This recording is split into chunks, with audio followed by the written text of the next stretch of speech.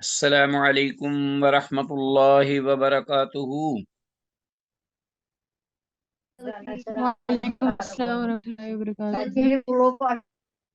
مرحبا بعودتکم ایھا الطلاب الکرام الى درس الحدیث من جدید، فحیاکم اللہ واکرمکم اللہ وزادکم اللہ شرفا وعزا، داعین اللہ جل شانہ ان یبارک لنا فی هذه العلوم وان یسهل علینا هذه الدروس۔ رب زدنی علما، رب اشرح لی صدری ویسر لی امری واحلل عقدۃ من لسانی یفقہوا قولی۔ رب یسر ولا تعسر واتمم بالخیر۔ رب سهل ویسر ولا تعسر علینا یا میسر کل عسیر۔ اللہم انا نسألک علما نافعا وعملا متقبلا ورزقا طیبا۔ اللہم انا نعوذ بک من علم لا ينفعنا، اللہم انفعنا بما علمتنا وعلمنا ما ينفعنا وزدنا علما۔ رب اغفر وارحم وانت خیر الراحمین۔ عزیز طلباء، اللہ کے فضل و کرم اور اس کی رحمت سے مشکوٰۃ المصابیح کے سلسلہ دروس کا یہ ایپیسوڈ نمبر 58، سبق نمبر 58 آپ کے سامنے موجود ہے، اور آج کے اس سبق کے حوالے سے ہمارے زیر مطالعہ جو احادیث ہیں وہ 4035 سے 4042 ہے۔ آج کا لیسن قدرے مختصر ہے، وہ اس لیے کہ اس کے بعد جو حدیث ہے وہ خاصی طویل ہے، تو انشاءاللہ آئندہ کل جو ہمارا لیسن ہوگا وہ صرف اس ایک حدیث پر مشتمل ہوگا۔ اس لیے میں نے چاہا کہ وہ اس حدیث کو کل سبق کے لیے مخصوص کیا جائے، اور آج یہ جو چند احادیث ہیں وہ پڑھ لی جائیں، اس لیے کہ وہ اگر حدیث شروع کرتے تو وہ پھر مشکل تھا کہ ہم اس مقرر وقت میں اس کو ختم کریں۔ تو بہرحال آج کا جو موضوع وہ بڑا اہم ہے، اور اس کا بھی تعلق ہمارے دین جو کہ ایک عملی دین ہے، ہماری زندگی سے اس کا تعلق ہے، خاصا گہرا تعلق ہے۔ تو آتے ہیں بغیر کسی تمہید کے آج کے سبق کی جانب۔ حسب معمول احادیث کا جو ترجمہ ہے اس کو ہم غور سے پڑھیں گے، اور جو بھی لفظ آئے گا قابل وضاحت اس کی وضاحت ہوگی، اور احادیث کی اسنادی حیثیت اس کی بھی نشاندہی ہوگی۔ وما توفیقنا الا باللہ۔ تو جیسا کہ آپ کے علم میں ہے کہ یہ کتاب الجہاد کا وسیع باب ایک چیپٹر ہے، اور اس میں ابواب آ رہے ہیں، اور ایک نیا باب آیا ہے، جیسا کہ میں نے ذکر کیا کہ اہمیت کے اعتبار سے یہ بھی بہت ضروری تھا کہ مصنف اس کا تذکرہ کرتے۔ باب الجزیہ، یہ کتاب الجہاد کا جزیہ کا باب ہے، باب الجزیت۔ اور جیسا کہ آپ کو علم ہے کہ جزیہ جس کو ہم ٹیکس کہہ سکتے ہیں انگلش زبان میں یا اردو میں، یہ جزیہ وہ چیز ہے کہ جو ایک نن مسلم، جو غیر مسلم ہے، اور مسلمانوں کی حدود میں، سلطنت میں، امارت میں وہ رہنا چاہتا ہے، اور مسلمان حاکم یا امام ان غیر مسلموں کو آزادانہ ان کے رہنے کا حق دیتے ہیں، اور جو بھی وہ مذہب رکھتے ہیں اس مذہب میں بھی انہیں آزادی دیتے ہیں کہ وہ ایک حد کے اندر رہ کر اس پر عمل پیرا ہوں، اور ساتھ ہی یہ بھی کہ ان پر یہ جزیہ عائد کیا جاتا ہے۔ حاکم وقت جو ہے وہ جزیہ عائد کرتا ہے ان پر، جس طرح کے مسلمان جو ہیں وہ اپنے اموال سے جو کہ صاحب حیثیت ہیں ایک نصاب کے مقررہ نصاب میں زکوٰۃ بھی دیتے ہیں، عشر بھی دیتے ہیں، تو اسی طرح یہ غیر مسلم جو ہیں وہ مسلمان عمارت میں رہتے ہوئے جزیہ ادا کرتے ہیں، اور یہ جب وہ رہتے ہیں تو اس وقت جن شرائط پر انہیں رکھا جاتا ہے انہی پر عمل ہوتا ہے، اور ساتھ ہی ان پر جزیہ جو ہے وہ لاگو کیا جاتا ہے۔ تو آتے ہیں اس بارے میں دیکھتے ہیں الفصل الاول، کیا رہنمائی ہے شریعت میں۔ پہلی فصل جو کہ حدیث ہے 4035، یہ حدیث اللہ اکبر، ہم پڑھتے ہیں ان بجالہ رحمہ اللہ سے یہ روایت مروی ہے، قالا وہ کہتے ہیں کن تو کاتبن کہ میں تھا سیکرٹری، لکھنے والا کاتب، لے جز ابن معاویہ، جز بن معاویہ کا میں سیکرٹری تھا، جز بن معاویہ کا میں سیکرٹری تھا، جو کہ احنف کا چچا ہے، یعنی احنف کا چچا جز بن معاویہ،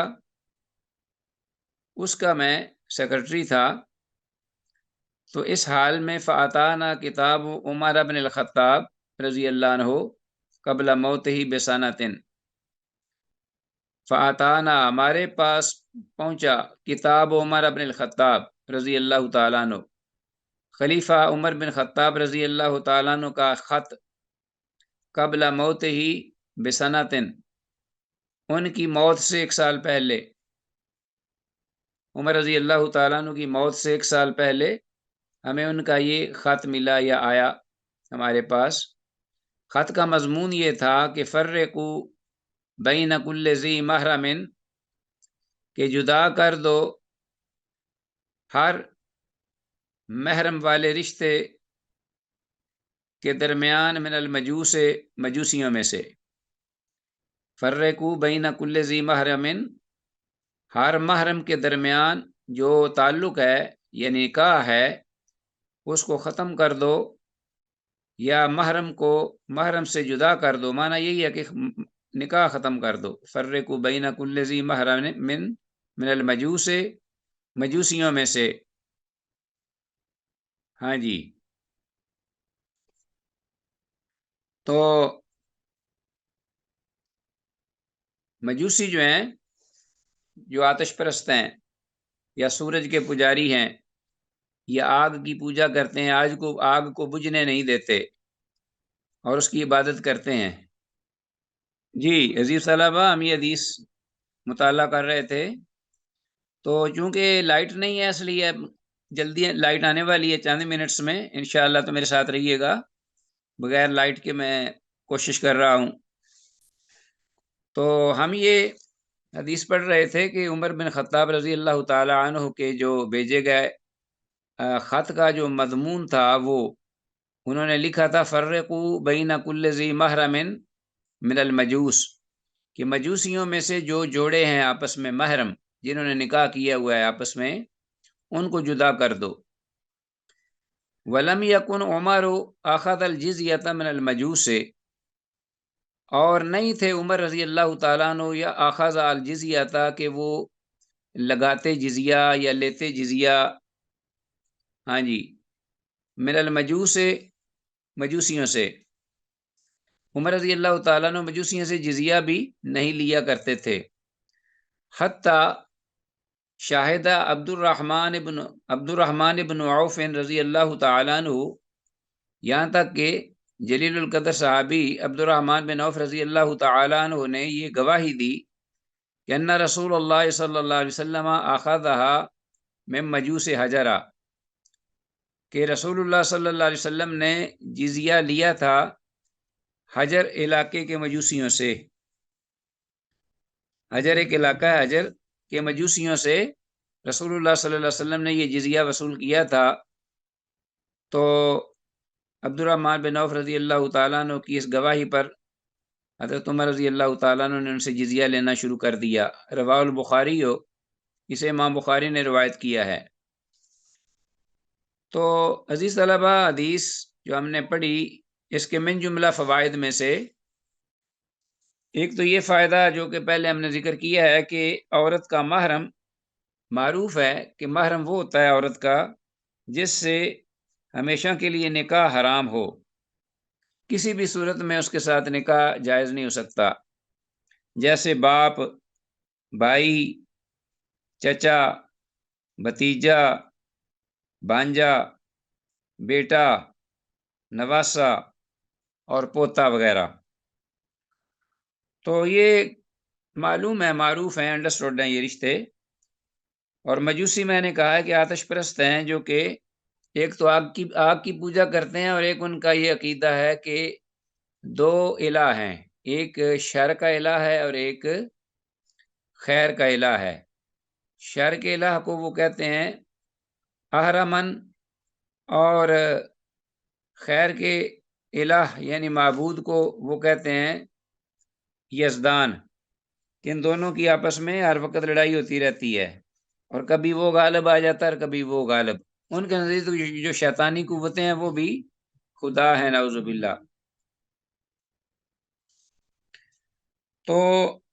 سیدنا عمر رضی اللہ تعالیٰ عنہ نے یہ جو فرمایا کہ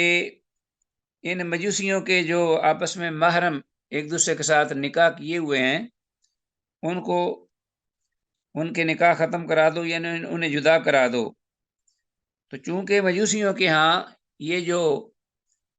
محرم کے رشتے ہیں، ان میں بھی آپس میں نکاح جو ہے وہ جائز ہے، انہوں نے یہ آج بھی جائز رکھا ہوا ہے، ولیعاذ باللہ۔ تو چونکہ یہ ایک انتہائی شنی اور کبھی ایک عمل ہے،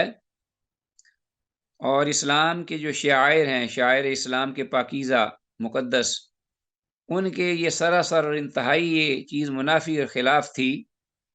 تو عمر رضی اللہ تعالیٰ عنہ نے جزیہ جو ہے وہ تو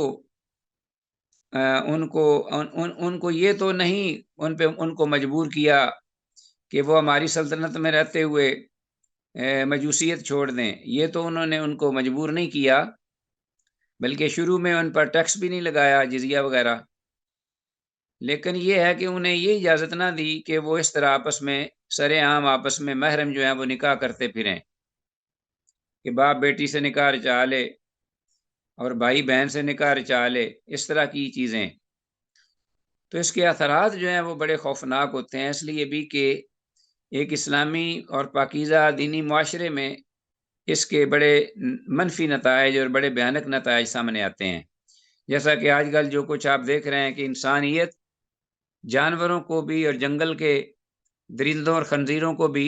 کراس کر گئی ہے اس بارے میں، وَالْعِيَاذُ بِاللَّهِ۔ تو اس لیے حضرت عمر رضی اللہ تعالیٰ عنہ نے یہ حکم جاری کیا۔ وذکر حدیث و بریدہ تھا، اور بریدہ رضی اللہ تعالیٰ عنہ کی حدیث جو ہے وہ ذکر کی جائے گی، کون سی؟ اذا امر امیرا علی جیش، کون سی؟ کہ جب حاکم جو ہے وہ کسی کو لشکر پر امیر مقرر کرے۔ یہ حدیث فی باب الکتاب الی الکفار، کہ کافروں کی جانب خط لکھنے کے باب میں یا پیغام بھیجنے کے باب میں بریدہ رضی اللہ عنہ کے حدیث کو ذکر کیا جائے گا۔ تو صاحب مشکات المصابیح نے اس حدیث کو، جو کہ پہلے یہاں موجود تھی، انہوں نے باب الکتاب الی الکفار میں اس حدیث کو ذکر کرنا زیادہ مناسب سمجھا ہے بنسبت یہاں اس جگہ کے، تو اس لیے انہوں نے اس حدیث کو وہاں ذکر کر دیا، یہاں سے اٹھا کر اس بات کا انہوں نے تذکرہ کر دیا ہے کہ کسی کو شک نہ رہے یا پریشانی نہ ہو۔ جی عزیز طلبہ، آتے ہیں دوسری حدیث کی جانب، جو نیکسٹ ہے الفصل الثانی، یہ اس باب کی دوسری فصل میں آئی حدیث الفصل الثانی، جو کہ 4036 ہے۔ ان معاذ بن جبل رضی اللہ تعالیٰ عنہ سے یہ روایت ہے کہ ان رسول اللہ صلی اللہ علیہ وسلم لما وجہہ الی الیمن، کہ جب رسول اللہ صلی اللہ علیہ وسلم نے انہیں یمن کی جانب روانہ فرمایا، یعنی وہاں کا حاکم یا ذمہ دار بنا کر، لما وجہہ الی الیمن امرہ، تو آپ صلی اللہ علیہ وسلم نے انہیں یہ حکم فرمایا ان یاخذ من کل حالم، کہ وہ لیں، وصول کریں، من کل حالم، ہر بالغ سے، حالم یعنی محتلم،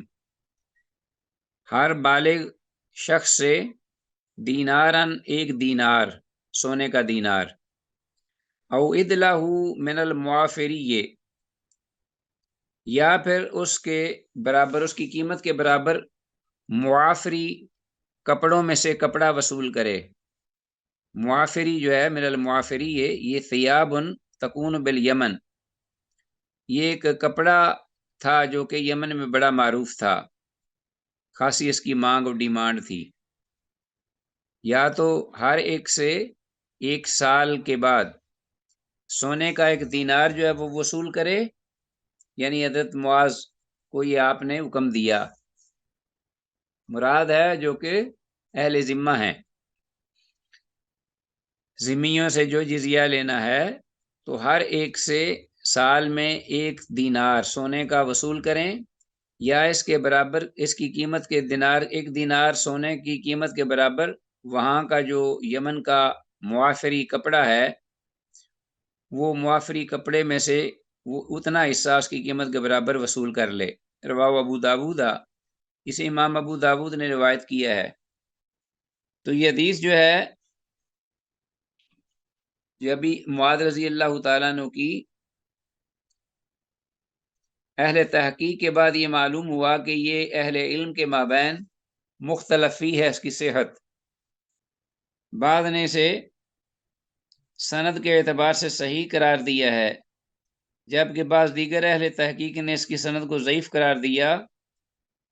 اور یہ کہا ہے کہ سند میں الاعمش معروف راوی ہے جو مدلس و رانن ہے۔ واللہ اعلم وعلم بالصواب۔ تو اس حدیث کی روح سے، جیسا کہ امام شافعی رحمہ اللہ کہتے ہیں کہ خواہ کوئی ذمی جو ہے وہ مفلس ہو، یا امیر ہو، یا غریب ہو، فقیر ہو، یا تونگر ہو، اہل مال میں سے، اہل خیر میں سے، تو ہر حال میں 1 سال کے بعد اس سے 1 دینار جو ہے وہ وصول کیا جائے گا جزیے کے طور پہ، قطع نظر اس کے کہ کوئی غریب ہے یا امیر ہے۔ اور وہ اسی حدیث کی بنیاد پر ہی یہ بات کہتے ہیں، واللہ اعلم۔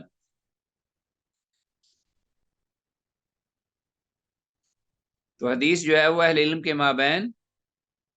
مختلفی ہے۔ آگے آتے ہیں، حدیث ہمارے پاس 4037، وان ابن عباس رضی اللہ عنہما، عبداللہ بن عباس رضی اللہ عنہما سے یہ روایت ہے، قال، وہ کہتے ہیں، قال رسول اللہ صلی اللہ علیہ وسلم،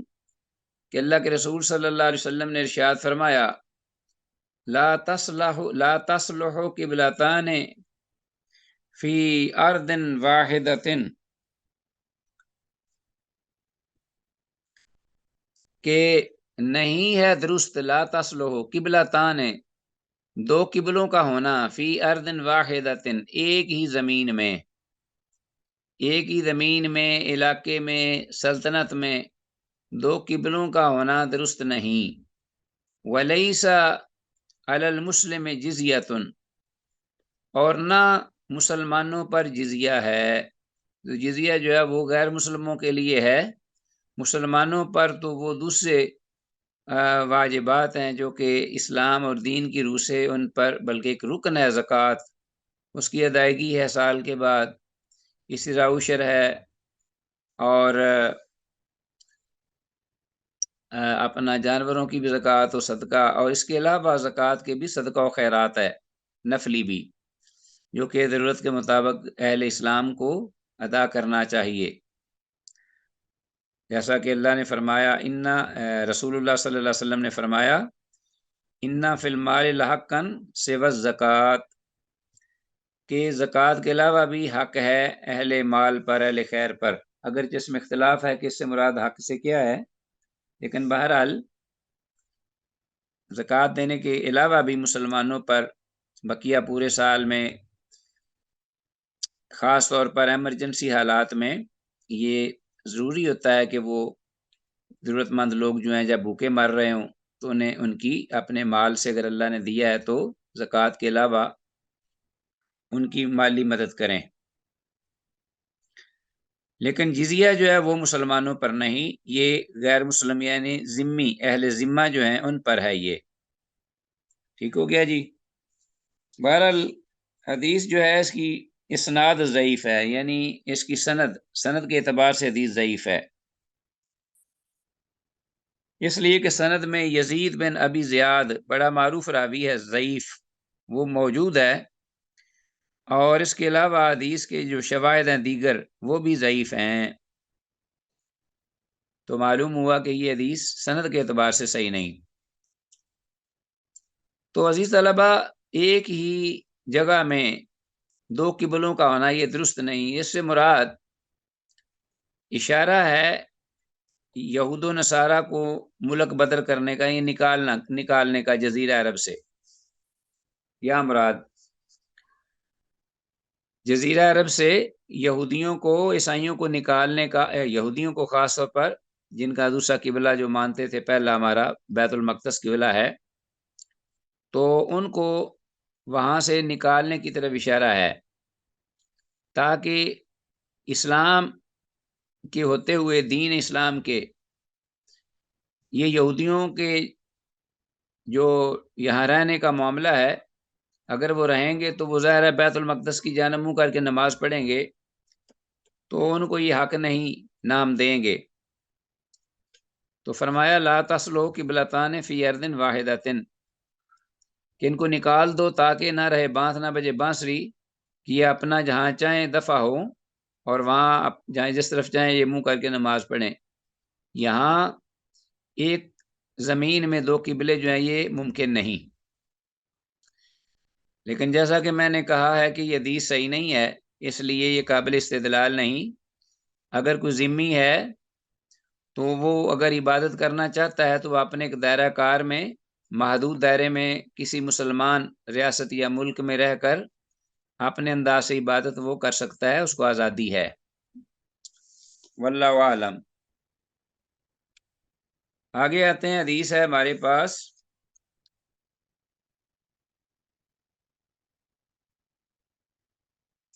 4038، وعن انس بن مالک رضی اللہ تعالیٰ عنہ، انس بن مالک رضی اللہ تعالیٰ عنہ سے یہ روایت ہے، قال، وہ کہتے ہیں بعث رسول اللہ صلی اللہ علیہ وسلم خالد بن الولید الی اکیدر دومہ، کہ اللہ کے رسول صلی اللہ علیہ وسلم نے بھیجا خالد بن ولید رضی اللہ عنہ کو الی اکیدر دومہ، دومہ کے بادشاہ اکیدر کی جانب، دومۃ الجندل معروف علاقہ ہے شام میں، تو اس دومۃ الجندل جو ہے اس کے بادشاہ یا سردار یا جو بھی والی یا حکمران اکیدر تھا، اس کی جانب بھیجا، کس کو؟ خالد بن ولید رضی اللہ عنہ کو فوج دے کر، تاکہ اسے سرنگوں یعنی اسے اپنے زیر کریں اور اس کو پھر زندہ گرفتار کر کے لے آئیں، پکڑ کر، اس کو قتل نہیں کرنا اس کو۔ فَأَخَذُوهُ، تو رسول اللہ صلی اللہ علیہ وسلم کی جو ہدایت ہے اس کے مطابق انہوں نے حملہ کیا اس پر اور اس کو زندہ پکڑ لیا۔ فَأَخَذُوهُ فَأَتَوْا بِهِ، تو اس کو وہ لے کے آ گئے رسول اللہ صلی اللہ علیہ وسلم کے پاس۔ فَحَقَّنَ لَهُ دَمَهُ، تو آپ صلی اللہ علیہ وسلم نے اس کا خون معاف کر دیا۔ فَحَقَّنَ لَهُ دَمَهُ، یعنی اس کو قتل نہیں کیا، اس کو زندہ رکھا۔ وَصَالَحَهُ عَلَى الْجِزْيَةِ، اور اس کے ساتھ مصالحت کی جزیہ کی ادائیگی کی شرط پر۔ یعنی دونوں میں اہل اسلام اللہ کے رسول صلی اللہ علیہ وسلم اور ان مشرکوں عیسائیوں کے، کیونکہ وہ قیدر جو تھا وہ مذہباً عیسائی تھا، تو اس کے اور مسلمانوں کے درمیان یہ مصالحت ہوئی اس بنا پر کہ وہ جزیہ ادا کرے گا اور آپ نے اس کو چھوڑ دیا۔ تو یہ اللہ کے رسول صلی اللہ علیہ وسلم کا فیصلہ تھا بہرحال یہ حکم وقت پر ہے کہ وہ جو مصلحت سمجھے اس کے مطابق دشمن کے ساتھ فیصلہ جو ہے اپنا معاملہ کر لے۔ رواہ ابو داود سے امام ابو داود نے روایت کیا ہے۔ حدیث کی سند عزیز طلبہ ضعیف ہے، اس لیے کہ سند میں راوی محمد بن اسحاق عن ہے، محمد بن اسحاق راوی عن ہے، اس لیے اس کی سند ضعیف ہے۔ باقی جو اس کی وضاحت تھی وہ میں نے بتا دی آپ کو۔ آگے آتے ہیں حدیث 4039 وان حرب ابن عبید اللہ عن جدہ ابی امہ، حرب بن عبید اللہ سے روایت ہے، حرب بن عبید اللہ سے یہ روایت مروی ہے، عن جدہ وہ اپنے نانا سے روایت کرتے ہیں، عن جدہ تو ویسے تو جدہ سے مراد دادا ہے، ظاہری جو لفظ ہے، لیکن ابھی امہ ہی آگے لکھا ہوا ہے نا، وضاحت کی ہے راوی نے، ابھی امہ ہی یعنی جو اس کے یعنی باپ کی اپنا ماں کا باپ جو ہے، ابھی امہ ہی اس کے ماں کا جو اس کی ماں کا جو والدہ کا جو باپ ہے اس سے، ان جدی سے مراد، کیونکہ نانا جو ہے وہ بھی عربی زبان میں اس کے لیے جد کا لفظ بولا جاتا ہے اور دادا کے لیے بھی، اسی طرح نانا نانی ہو تو اس کے لیے جدہ اور دادی کے لیے بھی جدہ، تو ایک جدہ صحیحہ ہے اور ایک جدہ فاسدہ ہے۔ جدہ صحیحہ وہ ہوتا ہے کہ جس کے اور آدمی کے درمیان صحیحہ جدہ یعنی مرد کا جو ہے وہ فاصلہ ہو، جس کے اور جس عورت کے درمیان مرد درمیان میں یعنی ہو اور جس کے درمیان عورت ہو وہ فاسدہ، ایک نانا اور ایک دادا، ایک نانی اور ایک دادی، دونوں کو جدہ اور جد اس پر اطلاق ہوا ہے عربی زبان میں۔ جی عزیز طلباء، تو ہم پڑھ رہے تھے حرب بن عبید اللہ سے مروی یہ روایت کہ ان جدہ ہی ابی امہ، کہ وہ اپنے نانا سے روایت کرتے ہیں حرب بن عبید اللہ، اور ان کے نانا جو ہیں وہ ان ابی ہے، وہ اپنے باپ سے آگے روایت کرتے ہیں کہ ان رسول اللہ صلی اللہ علیہ وسلم قال، کہ اللہ کے رسول صلی اللہ علیہ وسلم نے ارشاد فرمایا انما العشور علی الیہود والنصارى، کہ جو عشر ہے 10واں حصہ، انما العشور وہ یہودیوں اور عیسائیوں پر ہے، 10واں حصہ جو ہے نا عروض التجارہ کا یعنی تجارتی مال و اسباب کا، کاروبار سے حاصل ہونے والی جو رقم ہے، آمدن ہے، پیسہ ہے، اس میں سے جو 10واں حصہ ہے وہ یہودیوں اور عیسائیوں پر ہے، یہودیوں اور عیسائیوں پر لاگو ہے اگر وہ اسلامی حدود میں رہتے ہیں بطور جزیہ کے۔ وَلَيْسَ عَلَى الْمُسْلِمِينَ عُشُورٌ، جبکہ مسلمانوں پر اس سلسلے میں عشر نہیں۔ رواہ احمد و ابو داود، اسے امام احمد اور امام ابو داود نے روایت کیا ہے۔ آپ کے ذہن میں بات فوراً آئی ہوگی کہ مسلمانوں پر عشر نہیں، مسلمانوں پر تو عشر ہے، تو پھر اس کا مطلب کیا ہوا؟ سب سے پہلے یہ دیکھ لیجئے کہ حدیث کی اسنادی حیثیت کیا ہے۔ حدیث کی سند کے اعتبار سے حدیث ضعیف ہے، اس لیے کہ سند میں سفیان ثوری مدلس وانا موجود ہے، جبکہ ایک مزید اور بھی راوی ہے جو کہ بنو بکر بن وائل قبیلہ سے، بکر بن وائل قبیلہ سے جس کا تعلق ہے، اور شاید کہ اصل میں یہ حرب نامی شخص ہے، اس کا نام حرب ہے۔ تو حدیث کی سندی حیثیت کے بارے میں بتا رہا تھا کہ یہ ضعیف ہے، اس لیے کہ سند میں سفیان ثوری مدلس وانان ہے، اور ایک مزید آدمی بھی سند میں موجود ہے جس کا تعلق بکر بن وائل قبیلے سے ہے۔ اگر تو وہ اصل میں حرب ہے تو پھر تو ٹھیک ہے، وگرنہ یہ بھی مجہول آدمی ہے، مجہول راوی ہوگا، اور مجہول نہ بھی ہو تو بہرحال سفیان ثوری کی تدلیس اور آنان ہونے کی وجہ سے حدیث بہرحال ضعیف ہے۔ واللہ اعلم عالم بالصواب۔ اب آتے ہیں عزیز طلباء کہ یہ حدیث کا جو متن ہے، اگرچہ حدیث ضعیف ہے لیکن اس میں مفہوم اس کا کیا ہے کہ انما العشور علی الیہود والنصارى، عشر جو ہے یہودیوں اور عیسائیوں پر ہے، ولیس علی المسلمین عشور، کو مسلمانوں پر 10واں حصہ یا عشر نہیں۔ اس سے مراد، جیسا کہ میں نے کہا ہے کہ اس سے مراد وہ عشر نہیں ہے جو کہ اناج میں سے نکالا جائے، اپنا 1 عشر، 10واں حصہ یا 20واں حصہ، نصف عشر، بلکہ اس سے مراد وہ ٹیکس ہے، جزیہ، جو کہ غیر مسلموں پر لگایا جاتا ہے یا لاگو ہوتا ہے، لیکن وہ ہوتا ہے ان کے کاروباری یا عروض التجارہ، یعنی تجارت اور کاروبار سے حاصل ہونے والی آمدنی سے، ان پر 10واں حصہ ہے، ان کو 10واں حصہ اس میں سے ادا کرنا پڑے گا، جبکہ مسلمانوں کو تو اناج میں سے 10واں حصہ دینا پڑتا ہے نا۔ تو یہ یہاں بات اناج کی نہیں ہو رہی، نہ زکوٰۃ کی بات ہو رہی ہے، یہاں غیر مسلموں کے ٹیکس کی بات ہو رہی ہے، اور وہ ٹیکس تو مسلمانوں پر نہیں، مسلمانوں پر تو عروض التجارہ میں سے 40واں حصہ ہے، جیسا کہ 100 میں سے 2.5% جو زکوٰۃ کا نصاب ہے، اور اناج ہو یا مطلب گندم وغیرہ، چاول یا کھانے والی چیزیں، تو اس میں سے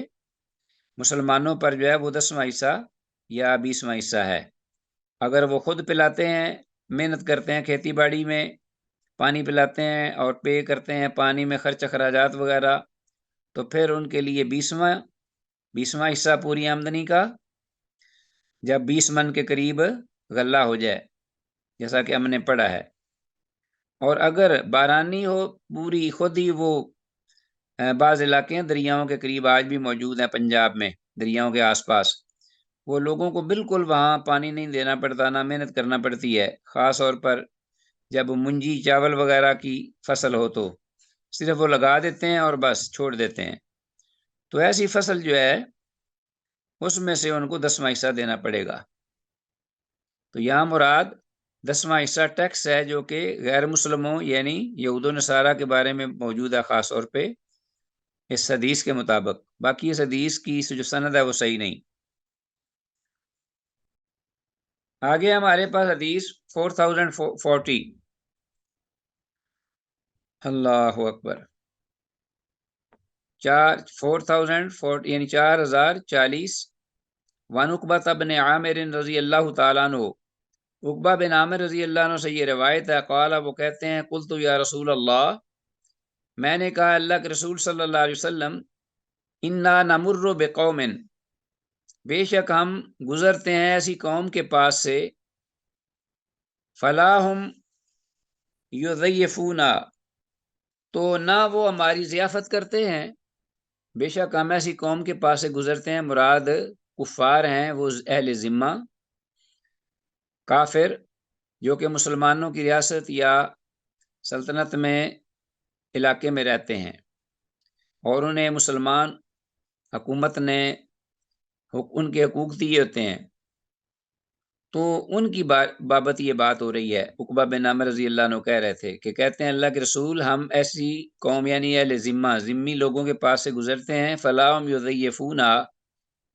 تو وہ نہ تو ہماری ضیافت کرتے ہیں، یعنی مہمان نوازی نہیں کرتے، کھانا پینا میں نہیں پوچھتے، نہ دیتے ہیں، ولا هم یودون مالنا علیہم من الحق، اور نہ ہی وہ ہمیں کوئی مال دیتے ہیں، علیہم من الحق، اللہ اکبر، جو کہ ہمارا حق ہوتا ہے، اور جو ان پر علیہم، جو ان پر من الحق کے واجب ہے، عائد ہے، علیہم من الحق، ولا هم یودون مالنا، اور نہ وہ ہمارا مال ہمیں دیتے ہیں، علیہم، جو ان پر ہے مال دینا ہمیں، من الحق کے، حق کے ساتھ، یعنی جو ان پر مال دینا واجب ہے۔ وَلَا نَحْنُ نَأْخُذُ مِنْهُمْ، اور نہ ہی ہم ان سے پھر جب وہ دیتے نہیں نہ پوچھتے ہیں تو وَلَا نَحْنُ نَأْخُذُ مِنْهُمْ، اور ہم بھی پھر ضرورت ہوتے ہوئے بھی، بھوک پیاس کے ہوتے ہوئے بھی ہم پھر ان سے جبرن نہیں لیتے، یعنی سختی نہیں کرتے ہم ان پر۔ فقال رسول اللہ صلی اللہ علیہ وسلم، تو اللہ کے رسول صلی اللہ علیہ وسلم نے فرمایا، ان ابو، اگر وہ انکار کریں یعنی دینے سے کھانے پینے کی ضروریات زندگی، تو الا ان تاخذوا کرہا، تو تم جبرن ان سے لے لیا کرو۔ ان ابو الا ان تاخذوا کرہا فخذوا، یعنی اگر وہ انکار کریں، الا سوائے اس کے کہ ان تاخذوا کرہا، کہ تم ان سے جبرن لے لیا کرو یا لے سکتے ہو، فخذوا، تم لے لیا کرو۔ اگر جبر کیے بغیر، سختی کیے بغیر تم ان سے نہیں لے سکتے تو تمہیں اجازت ہے اس بات کی کہ تم ان پر سختی کر کے ان سے کھانے پینے کی حد تک، یعنی ضروریات زندگی جن سے آپ کی ضرورت پوری ہو سکے، ان سے لے لیا کرو۔ رواه ترمذی، سے امام ترمذی نے روایت کیا ہے، اور یہ حدیث سند کے اعتبار سے صحیح ہے، یہ حدیث صحیح ہے۔ عقبہ بن عامر رضی اللہ تعالیٰ عنہ سے جو مروی ہے 4040، یعنی 4040، تو یہ وہ لوگ تھے کہ جو اہل ذمہ تھے اور اسلامی سلطنت میں یہ رہتے تھے، کافر تھے، اور ان کے ساتھ یہ شرط کی گئی تھی کہ چونکہ آپ راہ پر رہتے ہو، یعنی گزرگاہ پر ہو، جہاں سے قافلے آتے جاتے ہیں، تجارتی کاروباری، دور دور سے لوگ مسافر گزرتے ہیں، تو جب بھی مسافر گزریں اور انہیں ضرورت ہو کھانے پینے کی، تو یہ شرط اللہ کے رسول نے ان سے لگائی تھی کہ آپ نے انہیں کھانا پینا یا ان کی ضروریات زندگی جو ہے وہ مہیا کرنی ہوگی، اور وہ چیزیں انہیں دینی ہوں گی۔ تو اس شرط کی بنا پر آپ صلی اللہ علیہ وسلم نے فرمایا کہ اگر وہ پورا نہیں اتر رہا ہے اپنی شرط پر، تو پھر ایسے کرو کہ ان سے جبرن بھی اگر نہ دیں تو جبرن بھی لے لیا کرو، اگر جبر یا سختی کیے بغیر وہ نہ دیں تو پھر سختی کر لیا کرو، تاکہ آپ ضروریات کی چیز جو ہے وہ لے سکیں ان سے۔ حدیث صحیح ہے، اس لیے ذہن میں یہ رکھیے گا بات، لیکن یہ شرط پر ہے کہ اگر پہلے شرط کی گئی ہو، ادروائز جو بغیر ایسی عہد و پیمان یا شرط کے ذمی کا بھی مال اس کی اجازت کے بغیر لینا جائز نہیں، درست نہیں اسلام کے اندر۔ تو یہ خاص چونکہ وہ گزرگاہ پر تھے، اس لیے آپ صلی اللہ علیہ وسلم نے انہیں یہ بات کہی تھی کہ تم نے جو ضیافت کا حق ہے وہ ادا کرنا ہے گزرنے والے کے لیے۔ چلیں جی آگے، الفصل الثالث، باب کی تیسری فصل ہے ہمارے پاس، باب الجزیہ کی، اور اس میں غالباً ایک ہی حدیث ہے۔ آگے باب الصلح انشاءاللہ ہم کل پڑھیں گے، جس میں ایک طویل حدیث ہے، تو آج یہ باب جو اپنی حدیث ہے ہماری، اس کو ہم پڑھیں گے، جو کہ تیسری فصل میں آ رہی ہے، الفصل الثالث 4041، 4041۔ ان اسلم رحمہ اللہ سے یہ روایت ہے، ان عمر بن الخطاب، کہ بے شک عمر بن خطاب رضی اللہ تعالیٰ عنہ نے ضرب الجزیہ، جزیہ عائد کیا، ہاں جی لگایا، ضرب الجزیہ علی اہل الذہب، اہل سونا پر، یعنی جن کے پاس گولڈ ہے، سونا رکھنے والوں پر، اربعۃ دنانیرہ، 4 دینار، 4 دینار، یہ عمر رضی اللہ عنہ نے لگایا اہل ذمہ پر، جو کہ جن کے پاس سونا ہے، جن کے پاس سونا تھا، گولڈ، اور ظاہر ہے کہ وہ لوگ امیر تھے، مالی اعتبار سے خوشحال تھے، تو 4 دینار سال میں ادائیگی ان پر یہ ٹیکس لگا دیا۔ وعلی اہل الورق 40 درہما، اور وہ لوگ جن کے پاس چاندی تھی، چاندی والے لوگ، ہاں جی،